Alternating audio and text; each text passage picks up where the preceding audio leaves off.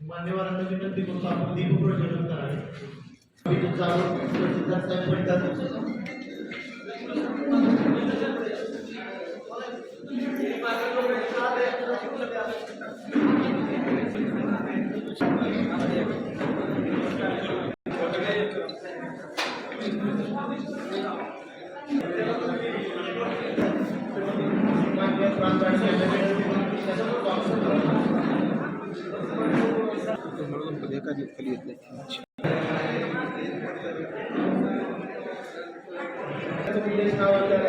आपल्याला एका ठिकाणी आपल्याला जे आहे त्या विभागाची सेवा ज्या आहेत, महसूल असेल, ग्रामविकास असेल, महावितरण असेल, आरोग्य असेल, बाल विकास विभाग असेल, वेगवेगळे विभाग आहेत, आपले कृषी आहे, त्याच्या एकत्रित ज्या आहेत सेवा असतील त्याच्यामध्ये आपल्याला त्याचा लाभ एकत्रित घेता यावा किंवा ज्या काही त्या त्या विभागाचं काही काम असेल समजा सांगतो.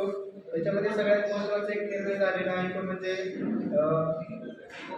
एनए किंवा अकृषिक आपण जमिनी म्हणतो त्याच्या संदर्भात ज्या आहेत त्या सुधारणा आत्ताच 10 फेब्रुवारीला शासन निर्णय आलेला आहे. त्याच्यामध्ये काय केलेलं आहे शासनाने की पूर्वी कसं होतं की आपल्याला एखाद्या ठिकाणी बिनशेती समजा मला हॉटेल टाकायचं आहे, घर बांधायचं आहे, काही करायचं त्याला बिनशेती करावं लागत होतं. त्यासाठी जे आहे ते आता आपल्याला बिनशेतीसाठी आणि बिनशेती केल्यानंतर मग पहिल्यांदा समजा तहसीलदार प्रांत किंवा कलेक्टर साहेबांची परवानगी घ्यावी बिनशेतीची आणि त्यानंतर जे आहे मग टाउन प्लॅनिंग किंवा नगररचना विभागाकडे त्याचा प्लॅन सँक्शन करून घेणं अशा 2 टप्प्यामध्ये ते कामकाज होत होते. आता शासनाने त्याच्यामध्ये केलेलं आहे की तुम्हाला बिनशेतीसाठी तुम्हाला डायरेक्ट टाउन प्लॅनिंगकडे अप्लाय करावं लागेल. त्यासाठी शासनाने BPMS किंवा बिल्डिंग प्लॅन मॅनेजमेंट सिस्टीम नावाचं ऑनलाईन पोर्टल उपलब्ध केलेलं आहे. त्याच्यामध्ये तुम्हाला त्यांच्याकडे अप्लाय केलं तुम्हाला टाउन प्लॅनिंग किंवा नगररचना विभागाची बिनशेतीची परवानगी आणि बांधकामाची परवानगी आली की त्याच्यामध्ये समजून घेतलं नाही तुम्हाला बिनशेतीची परवानगी दिलेली आहे. त्यासाठी स्वतंत्रपणे बिनशेती परवानगी घेण्याची आवश्यकता आता राहिलेली नाही. त्यासोबतच जे आहे ऑलरेडी ज्यांनी बिनशेती केलेलं आहे त्याला दरवर्षी तुम्हाला माहिती बिनशेतीचा आपण कर भरत होतो आता शासनाने एकदाच भरावा असं केलेलं आहे. 1 टाइम त्याच्यामध्ये आकृती कमी केलेलं आहे. त्याच्यामध्ये 10 गुंठ्यापर्यंत जर तुमचं क्षेत्र असेल तर त्याला बाजार मूल्य जे आहे शासनाचं मूल्य शासकीय मूल्य त्याच्या 0.1% जर 10 गुंठे ते 40 गुंठे म्हणजे 1 एकरापर्यंत तुमचं बिनशेती क्षेत्र असेल तर 0.1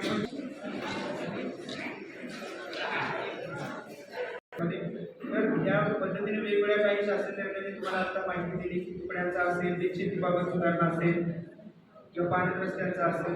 त्यासोबतच जे आहे मोजणी विभागाचे मी सांगतो की त्यांनी देखील आता ई मोजणीचं हे केलेलं आहे.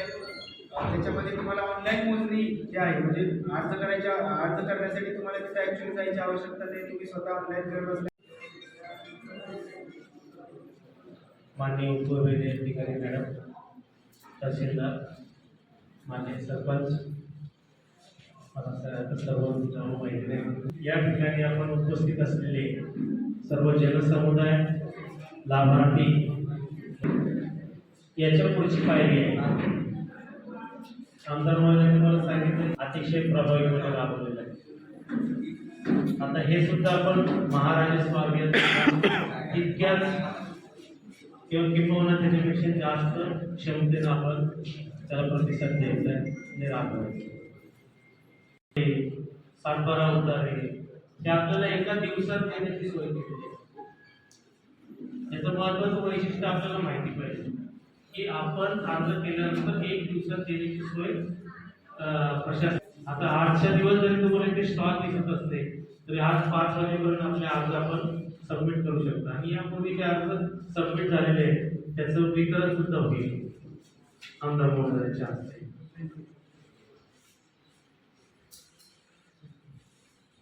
या निमित्तानं शासनानं काही गोष्टी सुद्धा आपल्याला अवगत करायला सांगितले. फॉर एक्झाम्पल तुमच्या जर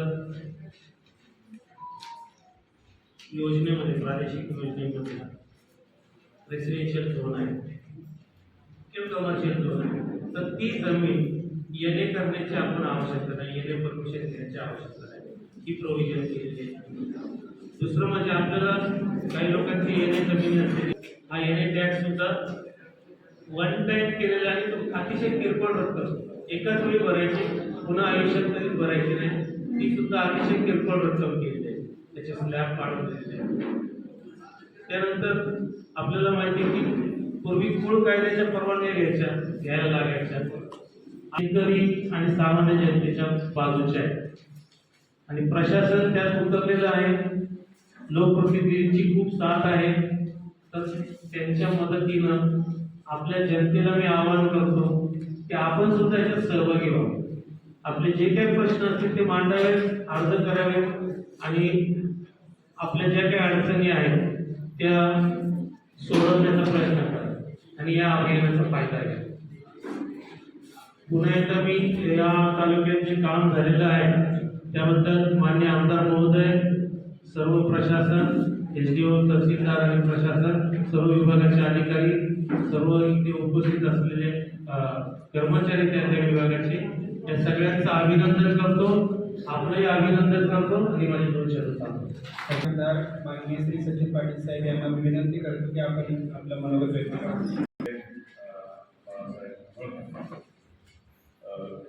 बाबासाहेब रमेश गोडकेला निंबाळकर गोडके आणि सर्व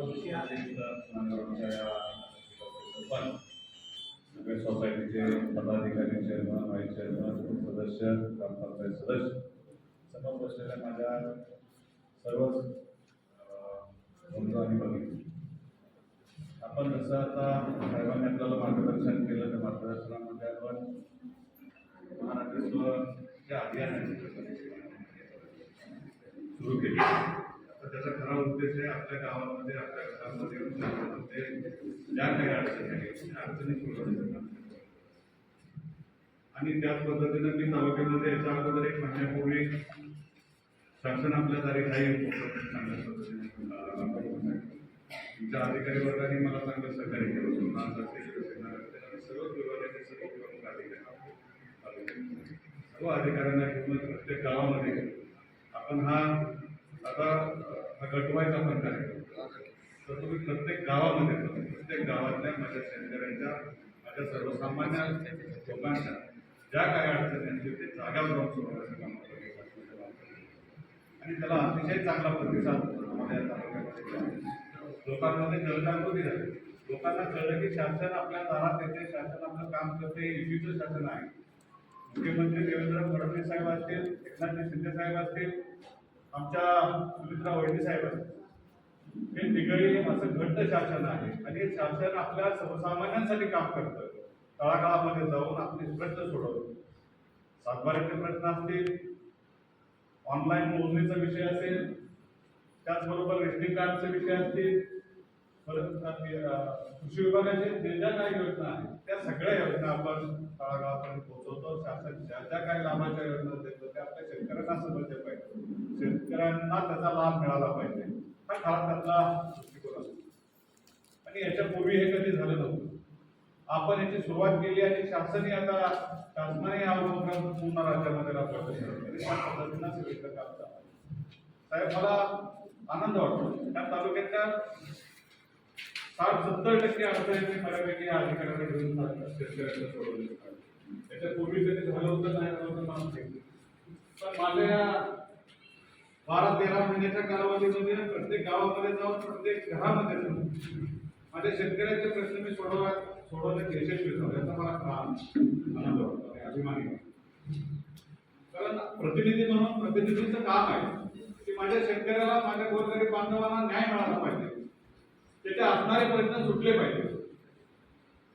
वारंवार गावाच्या ठिकाणी, तालुक्याच्या ठिकाणी जाऊन हेलपाटे मारण्यापेक्षा शासनच आता आपल्या दारात येते, शासनच आपल्या अडचणी सोडवून घेण्याचं काम आपल्याकडे आणि आपणही त्याच पद्धतीने आपणही तसाच प्रतिसाद देणं गरजेचं आहे. त्याची जनजागृती होणं महत्वाचं आहे. गावामध्ये अजून जाऊन सांगितलं पाहिजे ज्या काही अडचणी राहिल्या असतील, रेटिंग मिळत नसेल, रेटिंगच्या अडचणी असतील, रस्त्याच्या अडचणी असतील. पालनच्या रस्त्यामध्ये मी 56 किलोमीटर पालन रस्ते साहेब या तालुक्यामध्ये बदल होणार. बऱ्यापैकी अडचणी दूर करून आता आपण प्राण साहेब असतील, तहसीलदार साहेब असतील, ह्यांना बरोबर घेऊन मी या समितीचा त्या पालन रस्त्याचा अध्यक्षच आहे. तर त्यांना बरोबर बैठका घेऊन त्या गावातले रस्त्याचे प्रश्न तातडीनं सोडून ते रस्ते कसे आपल्याला लवकर सुरू करून घेता येईल तसं ते आपला खऱ्या अर्थानं प्रयत्न असणार आहे. आणि अधिकाऱ्यांना तसं सांगणार आहे की आपण त्याच्या वारंवार बैठका घेऊन ते असणारे प्रश्न सगळे सोडून पंचायत समितीच्या माध्यमातून, कृषी विभागाच्या माध्यमातून असो, तहसीलदार साहेबांच्या माध्यमातून असो, आम्ही ते निश्चितपणानं तुमच्या रस्त्याच्या अडचणी सोडवणार. इतिहास ते त्याच्यामधूनही ते आपल्याला काम व्यवस्थितरित्या करता येईल. आणि प्रत्येक गोष्ट आपल्यासाठी करायची, प्रत्येक शासनाचा प्रत्येक योजना आपल्यापर्यंत पोहोचते. प्रचंड योजना, आयुष्यमान भारत आहे, पीएम किसान आहे, त्याचबरोबर लाडकी बहीण योजना आहे. जिथं आपलं घोडा अडकले, जिथं आपलं थांबलंय, कोणाचे मिळत नाही, योजना चालू नाही, कुठं काय होत नाही, तर त्या योजना आपण प्रत्येक ठिकाणी जाऊन आपण हे करू. शासनाने आता आपल्याला कर्जमाफी केली. कर्जमाफीसाठी आपल्याला ॲग्रीटॅग ते पण करावं लागतं आणि पीक पाणी नोंदणी ते पण करून घ्यावी लागते. त्यामुळं आपल्याला होणारा कर्जमाफी आहे त्याच्यात आपण बसतात ॲग्रीटॅग असल्याशिवाय ते होणार नाही. ते आपल्याला जर करून घेतलं तर निश्चितपणानं आपल्याला जी मिळणारी सरकारकडून कर्जमाफी आहे त्याचाही आपल्याला लाभ घ्यायचा आहे. त्याच्यासाठीही आपण सगळ्या अधिकाऱ्यांचा इथं आपल्या इथं बसतो. त्यामुळं आपण इथं जेवढे आला होतं ज्या संख्येने आला त्यांनी प्रत्येकाला फोन करून सांगितलं की इथं अधिकारी आपले बसणार आहेत, ते तुमच्या जागेवरती अडचणी सोडवून देतात. एखाद्या लाडक्या बहिणीचं माझ्या चालू नसेल, अनुदान त्यांना मिळत नसेल, काय अडचण असेल तर ही अडचण आपण आपल्या इथं अधिकाऱ्यांच्या माध्यमातून ते सोडवू शकतो. अशा असंख्य योजना आहेत. त्या योजना आपल्या कुठल्या चालू नसतील त्या योजना निश्चितपणानं सोडवण्याचं काम त्या आपल्या शासनाच्या मार्फत इथं होणार आहे आणि आपण सर्वांनी त्याचा लाभ घ्यावा.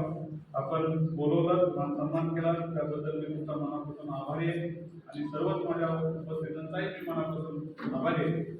आणि एवढंच आता आपल्याला सांगतो आणि माझे दोन शब्द बोलतो. जय हिंद, जय महाराष्ट्र. ज्यांना लाभ मिळालेला आहे त्यांचं प्रातिनिधिक स्वरूपामध्ये त्यांना प्रमाणपत्र किंवा 7/12 यांचं वितरण करण्यात येत आहे. प्रथम संजय गांधींचे लाभार्थी आता जर मीटिंग झाली त्यामध्ये मंजूर झालेले संजय गांधी लाभार्थी गाव आहे बिप्पी भाऊसो मारुती गोबळे.